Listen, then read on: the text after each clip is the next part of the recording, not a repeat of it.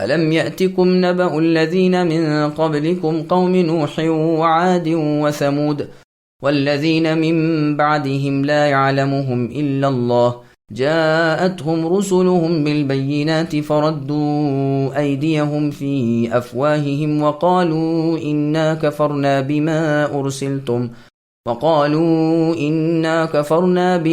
أرسلتم به وإنا لفي شك مما تدعوننا إليه مريب۔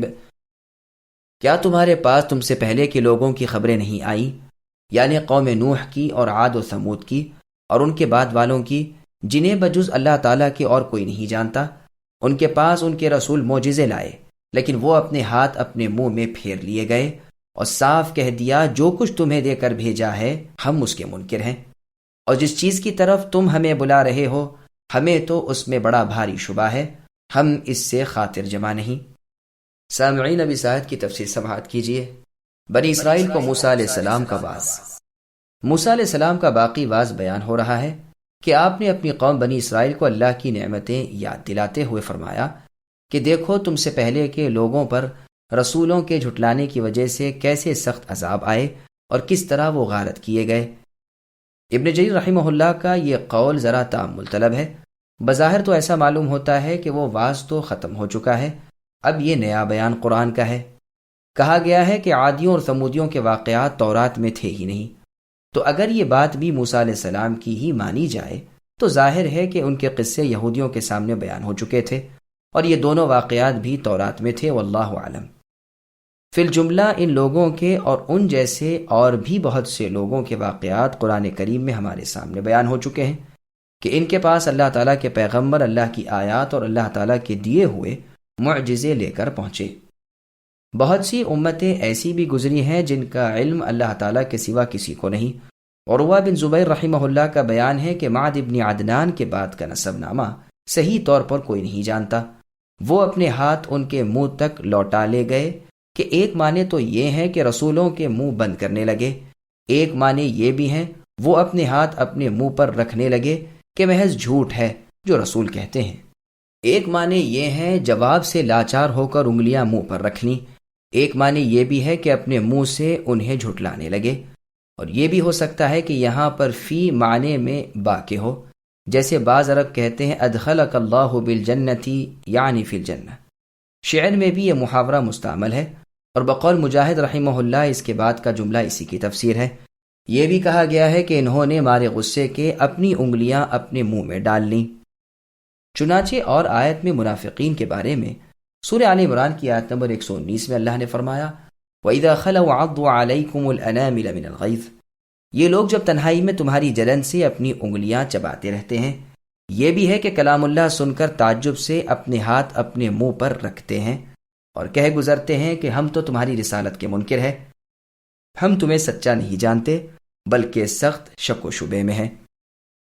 قالت رسلهم أفي الله شك فاطر السماوات والأرض يدعوكم ليغفر لكم من ذنوبكم ويؤخركم إلى أجل مسمى قالوا إن أنتم إلا بشر مثلنا تريدون أن تصدونا عما كان يعبد آباؤنا فأتونا بسلطان مبين قالت لهم رسلهم إن نحن إلا بشر مثلكم ولكن الله يمن على من يشاء من عباده وما كان لنا أن نأتيكم بسلطان إلا بإذن الله وعلى الله فليتوكل المؤمنون وما لنا ألا نتوكل على الله وقد هدانا سبلنا وَلَنَصْبِرَنَّ عَلَى مَا آذَيْتُمُونَا وَعَلَى اللَّهِ فَلْيَتَوَكَّلِ الْمُتَوَكِّلُونَ۔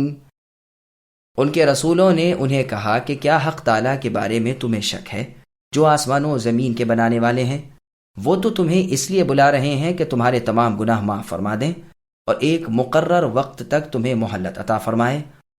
ان کی قوم والے کہنے لگے کہ تم تو ہم جیسے ہی انسان ہو، تم چاہتے ہو کہ ہمیں ان معبودوں کی عبادت سے روک دو جن کی عبادت ہمارے باپ دادا کرتے رہے، اچھا تو ہمارے سامنے کوئی کھلی سند پیش کرو۔ ان کے پیغمبروں نے ان سے کہا کہ یہ تو سچ ہے کہ ہم تم جیسے ہی انسان ہیں، لیکن رب تعالیٰ اپنے بندوں میں سے جس پر چاہتے ہیں اپنا فضل کرتے ہیں۔ بغیر اللہ تعالیٰ کے حکم کی ہماری مجال نہیں کہ ہم کوئی معجزہ تمہیں دکھلائیں۔ ایمانداروں کو صرف اللہ تعالیٰ ہی پر بھروسہ رکھنا چاہیے۔ آخر کیا وجہ ہے کہ ہم اللہ تعالیٰ پر بھروسہ نہ رکھیں؟ اللہ ہی نے ہمیں ہماری راہیں سجھائی ہیں۔ اللہ کی قسم جو ایذائیں تم ہمیں دو گے ہم ان پر صبر ہی کریں گے۔ بھروسہ کرنے والے کو یہی لائق ہے کہ اللہ تعالیٰ ہی پر بھروسہ کرے۔ سامعین، اب آیتوں کی تفسیر سماعت کیجیے۔ قوم کی ایذا رسائیوں پر انبیاء علیہم السلام کا اللہ پر بھروسہ۔ رسولوں کی اور ان کی قوم کے کافروں کی بات چیت بیان ہو رہی ہے۔ قوم نے اللہ کی عبادت میں شک و شبے کا اظہار کیا۔ اس پر رسولوں نے کہا کہ اللہ تعالیٰ کے بارے میں کیسا شک، یعنی اللہ کے وجود میں شک کیسا؟ انسان کی فطرت خود اس بات پر گواہی دیتی ہے کہ اللہ کا وجود ہے۔ انسان کی بنیاد میں اس کا اقرار موجود ہے۔ عقل سلیم اس کے ماننے پر مجبور ہے۔ اچھا، اگر دلیل بغیر اطمینان نہیں تو دیکھ لو کہ یہ آسمان و زمین کیسے پیدا ہو گئے۔ موجود کے لیے موجد کا ہونا ضروری ہے۔ انہیں بغیر نمونہ پیدا کرنے والا وہی اللہ تعالی ہے۔ اس عالم کا نوپید مطیع و مخلوق ہونا بالکل ظاہر ہے۔ اس سے کیا اتنی موٹی بات بھی سمجھ میں نہیں آتی کہ اس کا بنانے والا، اس کا پیدا کرنے والا، یہ سب اللہ ہی تو ہے، جو ہر چیز کے خود خالق ہیں، مالک ہیں اور سچے معبود ہیں؟ یا کیا تمہیں اللہ کے معبود برحق ہونے اور اللہ کی وحدانیت میں شک ہے؟ جب تمام موجودات کے خالق اور موجد وہی اللہ ہیں تو پھر عبادت میں تنہا وہی کیوں نہ ہو؟ چونکہ اکثر امتیں خالق کے وجود کی قائل تھیں، پھر اوروں کی عبادت انہیں واسطہ اور وسیلہ جان کر اللہ کے نزدیک کرنے والے اور نفع دینے والے سمجھ کر کرتی تھی۔ اس لیے پیغمبر الہی انہیں ان کی عبادتوں سے یہ سمجھا کر روکتے ہیں، اللہ تعالیٰ تمہیں اپنی طرف بلا رہے ہیں کہ آخرت میں تمہارے گناہ معاف فرما دیں اور جو مقدر وقت ہے اس تک تمہیں اچھائی سے پہنچا دیں۔ ہر ایک فضیلت والے کو وہ اللہ اس کی فضیلت عنایت فرمائیں گے۔ اب امتوں نے پہلے مقام کی تسلیم کے بعد جواب دیا کہ تمہاری رسالت ہم کیسے مان لیں؟ تم میں انسانیت تو ہم جیسی ہی ہے۔ اچھا، اگر سچے ہو تو زبردست معجزہ پیش کرو جو انسانی طاقت سے باہر ہو۔ اس کے جواب میں پیغمبران الہی نے فرمایا کہ یہ تو بالکل مسلم ہے کہ ہم تم جیسے ہی انسان ہیں، لیکن رسالت و نبوت اللہ کا عطیہ ہے۔ وہ اللہ جسے چاہے دیں۔ انسانیت رسالت کے منافی نہیں، اور جو چیز تم ہمارے ہاتھوں میں دیکھنا چاہتے ہو اس کی نسبت بھی سن لو کہ وہ ہمارے بس کی بات نہیں۔ ہاں، ہم اللہ تعالیٰ سے طلب کریں گے، اگر ہماری دعا مقبول ہوئی تو بے شک ہم دکھا دیں گے۔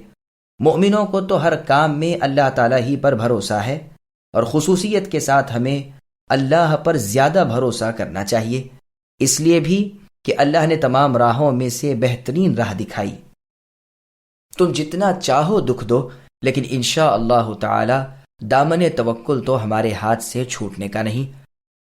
متوکلین یعنی اللہ تعالیٰ پر بھروسہ کرنے والوں کے گروہ کے لیے اللہ تعالیٰ کا بھروسہ ہی کافی اور وافی ہے۔